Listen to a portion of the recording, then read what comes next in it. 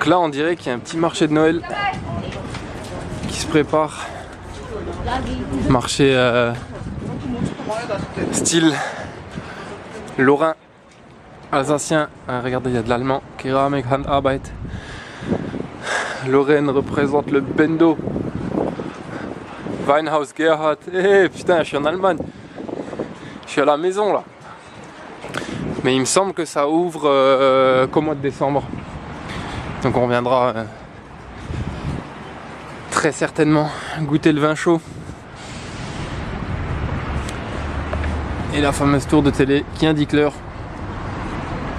Je sais pas si vous connaissez l'exposition de jeux vidéo là, qui a lieu chaque année à Los Angeles.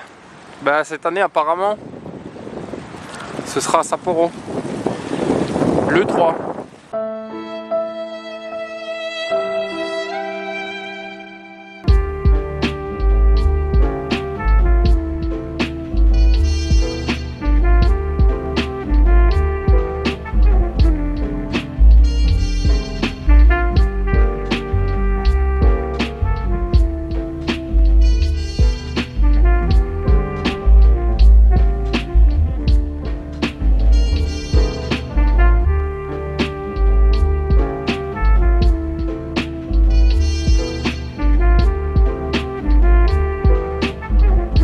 Alors pour y monter ça coûte 720 yens, 6 € à peu près. Et il y a des réductions pour les tarifs de groupe et pour les étudiants, non les lycéens, pas les étudiants, les lycéens. Ce qui est marrant au Japon aussi, c'est que beaucoup de choses sont marketées avec la patte graphique des mangas, notamment les villes qui ont chacune des, comment on appelle ça, des mascottes. Et certaines de ces mascottes deviennent vraiment populaires, comme le fameux Kumamon que vous avez déjà certainement vu, cet ours noir avec les joues rouges là. Donc c'est marrant comme le manga, ou en tout cas l'esthétique manga occupe une place importante dans le pays. On voit ça même sur les panneaux de signalisation dans les métros, des choses comme ça, ou sur des pubs pour des produits en tout genre.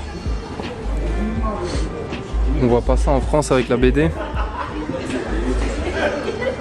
Donc c'est dire qu'ici c'est très important. Ça occupe une place centrale.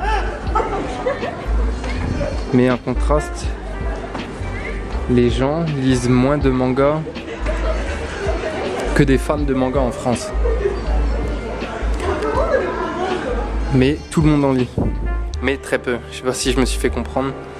Par exemple One Piece, tout le monde lit One Piece ici, c'est comme lire le journal. Alors qu'en France, quand on lit des mangas, on en lit souvent. On suit, je sais pas moi, 15-20 séries à la fois. C'est ça qui est assez marrant. Ah ben là encore Hatsune. Donc là vous le voyez, même la tour a sa mascotte. Hein. Ah, et c'est lui de Kumamon dont je parlais. Donc voilà, la tour culmine à 147 mètres. Et l'observatoire il est à 95 mètres, un truc comme ça. Donc voici les illuminations du parc. Le logo officiel de la ville de Sapporo. La tour juste là-bas. Quand on voit ce bâtiment,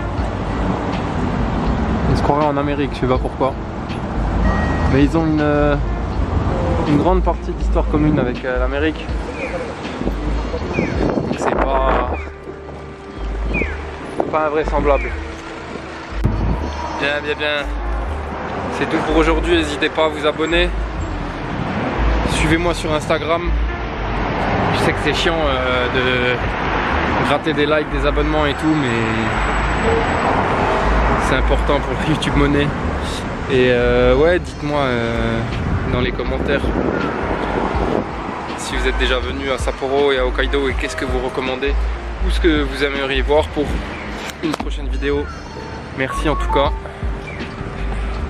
de me suivre, ça fait vraiment plaisir. Je vous dis à très bientôt, gros bisous, ciao ciao.